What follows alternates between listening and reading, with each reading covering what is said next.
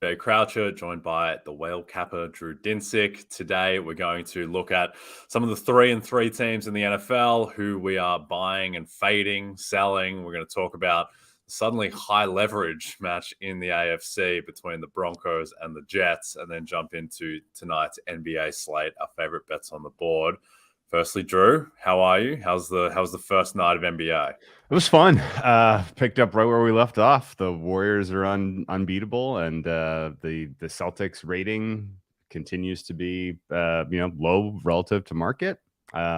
Jason Tatum has made the leap to potential MVP status. Joel Embiid still being forced into the offense to a degree in Doc Rivers' system, which is a little clunky. But that said, I think, and Lakers, by the way, still a lottery team. But I think nothing really changed other than I think you got to keep an eye on how the refs call the 3-point fouls. That was an obvious reversion to sort of the 2021 way of the game being refereed, as opposed to what we saw for most of last season. So that's worth keeping an eye on. Otherwise, it was pretty cool. It was, yeah. I guess from the box score, the biggest thing was James Harden and his stat line. I don't think he looked as good as his stat line. It was a lot of step back threes, as he always does. But still, you didn't see the same explosion of peak James Harden or anything. But he did look better than he did in, say, the Miami series. So I think there is some upside there. And look, it's night one. I remember the first game that Kevin Durant played with the Warriors on maybe the greatest team of all time. I think they lost at home to San Antonio by 30. So don't get too carried away with night one. All right, let's jump into some NFL. We're going to talk about 3-3 teams. There's 10 of them at the moment, and who we're backing and fading. I guess long-term prognosis for these teams. So who are you backing and fading of the 3-3 crew?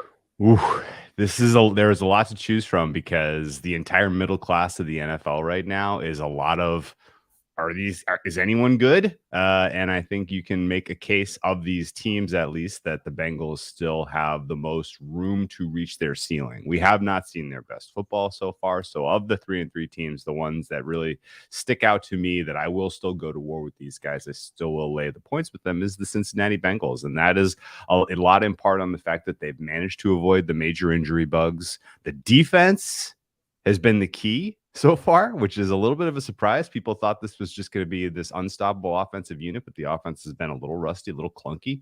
But the defense has shown not just an ability to play well over the balance of a game, but specifically to really adjust well at halftime. And I give Anaruma a ton of credit there. They have a really good personnel, and they're making brilliant adjustments in game. And I think, of the 3-3 teams that I would look to fade, I think the 3-3 record for the Falcons, and just in general, the fact that they're undefeated against the spread is pretty unbelievable.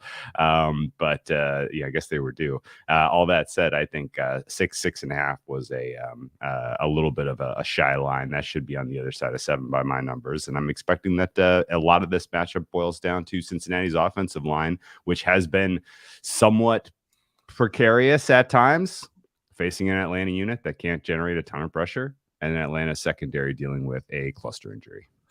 Yeah, well, you've turned on the Falcons. What a heel turn! The 1-0 game against the spread feels un-American and un-Australian to turn on the Atlanta Falcons, this magnificent team that is painful to watch. But yeah, I don't think that the Falcons will be in the playoff mix as they are now, 8 weeks from now, and I would still make it favorite in the market that we do see Desmond Ridder at some point in the back end of the season. I just don't think, if it's week 16 and the Falcons are out of the playoff mix, why are they going to be still playing Marcus Mariota? At that point, surely you give Ridder. And also, Marcus Mariota, is he favorite to get through the season healthy? So that's the other component of that. So I do think we'll see Ridder at some point. Let me ask you about the Art Smith situation, because he is kind of getting a little bit of Coach of the Year buzz, even though he's got a long way to go. Is this offense sustainable, or does it look like solvable? I think it is solvable. I do think it is real that they are very efficient running the ball with just the run blocking scheme that they have. He deserves credit for that. I just don't think they've been in mostly positive game scripts outside of the Rams game, which got out of hand. And surprisingly, they were able to turn that around. But there was some special teams and defense in that. So look, I think it's eventually they're going to be put in game scripts, probably this weekend, where they have to throw the ball, and then I think it will get ugly. Kyle Pitts and Drake London should give you a ceiling on offense and in the passing game, but there doesn't seem to be that much faith in Mariota. And then as far as coach of the year goes, to me, that's a 4-horse race. At the moment, I think Sirianni should be the favorite, the clear favorite. And then the two New York guys, Dable and Salah, I don't understand why Robert Salah is still 25-1 in the market. I think he should be less than half of that price. The Jets are 4-2 and in serious playoff conversations. And then I think the dark horse is Sean McDermott, just because I think it's in play. It's in play that Buffalo could go 16-1, at which point you probably win Coach of the Year. No real margin for error with McDermott, but I do think that he is live. And maybe another guy who is live in that discussion is the coach of the team that I am backing long-term of the 3-3 crew, and that's the New England Patriots. Belichick's still sitting around 50-1 Coach of the Year, which it's not a massive bet, but I think there's probably a little bit of value meat on the bone there. I'm just buying into the Patriots. I think that their defense, which that was almost a concern coming into the season, the fact that they didn't have cornerbacks. But, well, Jack Jones, who no one knows who he is, but he's been one of the best cornerbacks in the league, and he's a rookie. Jonathan Jones, Jalen Mills, that gives them depth there, better than depth. And the defense has been really solid. Offensively, it's not always super pretty, but they have a great offensive line. They have Ramondre Stevenson, who I think is one of the best running backs in the league. And I'm still buying that Mac Jones is around the 15th best quarterback in the NFL when he comes back. And then Bailey Zappi has shown that if Mac Jones, if he has to miss a game or two down the line, that they're not drawing dead at all. So right now the Patriots are plus 160 to make the playoffs. That would be a small bet for me. I think it should be a little bit closer to even money. They have a favorable schedule upcoming as well. It goes, they're 8-point favorites against the Bears. Then they're at the Jets, Colts, Jets, Vikings. So that's pretty kind as they head into the second half of the season. And then the team I'm fading, which hurts me, another heel turn. I'm fading the Rams house. To me, the Rams house is burnt down to the ground. Wasn't impressed with them against Carolina. And look, I think that they will still be very much in the mix for a playoff spot. I think the defense is a borderline top 10 unit with Donald and Ramsey both playing very well. Ramsey's turned it around, but I just think the offensive line is not viable at this point, and I don't think that's getting any better. Noteboom goes down after they lose Whitworth. There's still no vertical element to the offense. Maybe Van Jefferson or Odell Beckham will help fix that, but I'm fading this team in the sense that I don't really think they have a Super Bowl ceiling anymore just because of that offensive line, and there's just not enough there around them to really vault them into the areas where obviously they got to last year. But are you with me on the Pats and the Rams? Yeah, Rams house, dog house, and Pats absolutely look like, because again, it doesn't take much to be kind of considered a good team in today's NFL. You just literally need a good coach, and what do the Patriots have? The best coach of all time on the sideline. So like the fact that he continues to coach these guys up should not surprise anyone. The fact that they continue to perform over their expectation shouldn't, in the middle of the season, shouldn't surprise anyone. And they have been the beneficiaries of some injury luck as well, because Zappi might be better than Mac Jones, or at least he was performing better within this structure. Can't get there yet, but I'm not saying he's better, but within what they're asking the player to do, he is performing at a higher level than what we saw from Mac Jones. And so, I think that it's going to be an interesting situation, because there was confidence questions with Mac Jones in that locker room with a lot of those veterans at the end of last season, with what the coaching staff and the decisions that they made in the offseason to not really provide him with a ton of support, particularly in the offensive coordinator department. It was weird. And now if Zappi continues to play well and Jones, if they reinsert him and he underperforms, I mean, I don't know how you kind of navigate those waters. So that's the only issue I would see. But that said, I think you made a very strong case. Let's get some Patriots playoff. Yes. Rams playoff. No. Yes, I do think, just quickly before we jump to the Jets Broncos blockbuster, I do think that the Zappy Jones thing, like that's a good problem if you're backing plus 160, because it shows that like they're going to make the right decision between those two quarterbacks. That's generally how it works. And if Jones does go down, you have insurance, and that ticket is not dead, particularly with the schedule upcoming. All right, Drew, download the RotoWorld app to receive breaking player news all season long. Stay ahead of the competition by favoriting players on your roster. Get the latest injury updates, player news, and much more delivered right to your phone. It's available in your app store today. Okay, let's talk Jets Broncos, which the line is now down to Broncos minus 1.5. I mean, what was the preseason look ahead on this? It must have been around a touchdown. It's not anymore. The total is 39.5. Russell Wilson is obviously in extreme doubt for this game. The market is, I mean, this line anticipates that he's probably going to miss. So first of all, like, how does the line change for you if Wilson is in or out? I mean, if we get the market is assuming there's a 60 to 80% chance that Wilson does not play. That's my read on what this number says. So if that 80, if that 70, we'll say 75. If that 75 goes to 100, this probably flips to either a pick'em or maybe Jets small favorite. Anything in this dead zone of between 2.5 and 2.5, I would say, you're not really talking about meaningful win probability to where people are going to be concerned one way or the other that the quarterback is going to make your decision here, in terms of what side you're going to back. I think your decision here about which side to back has to come down to how will this Jets offense perform against the Denver defense, which looks elite. The Denver defense is relatively healthy. I think it's the best in the league. It might be. Yeah, it might be. And so if you're going to war with the Jets, you can tell yourself you're fading Russell Wilson, you're fading Nathaniel Hackett, you're fading the Denver offense, I suppose. But you're going to need points to win. I mean, you're going to at least need 17. And I'm not sure the Jets are getting that against this Denver defense, because the Denver defense, I mean, they've played a tough schedule. And they've played some good quarterbacks, and they have done exceptionally well. And I think they could utterly smother the Zach Wilson and Mike LaFleur show. It has not been impressive. It has not been reflective of the wins that they've gotten. Most of the Jets' success has been special teams and defense. And Breece Hall, of course, your offensive rookie of the year. But I think, the Denver shutting down the run game and really forcing Wilson to beat them is the path to expect here. And in that world, give me Denver.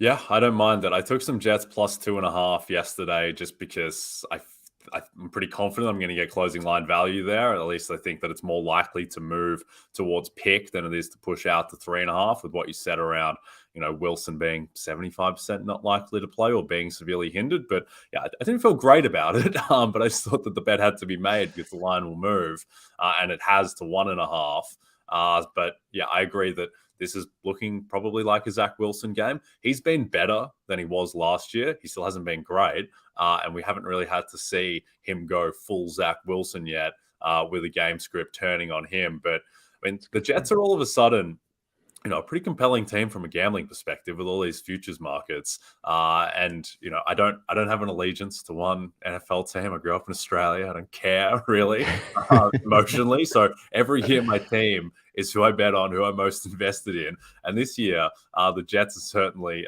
in that mix with, guys like Robert Saleh and Sauce Gardner and Breece Hall and all the people that we're talking about in these futures markets, which is suddenly compelling. The other New York team is compelling too from that perspective. But yeah, I think, you nailed it. The issue is that the best unit in this team is clearly the Denver defense, and nothing else is close. At the same time, this Jets defense, which at the start of the year really poorly, but now as they've gotten more continuity, as Sauce Gardner has grown more into his role, alongside DJ Reed, alongside a defensive line that all of a sudden is kind of excellent. Quinnen Williams looking very much like a guy who was picked 3 overall. Still worry about their safeties. I don't think that's in a great spot, but I think this is going to be a really defensive matchup. And 39.5 is a very low total, but if Wilson is out, I'd still almost lean the under there. The Broncos have been under Kings this season, much to the chagrin of America with the spectacles that they're putting up.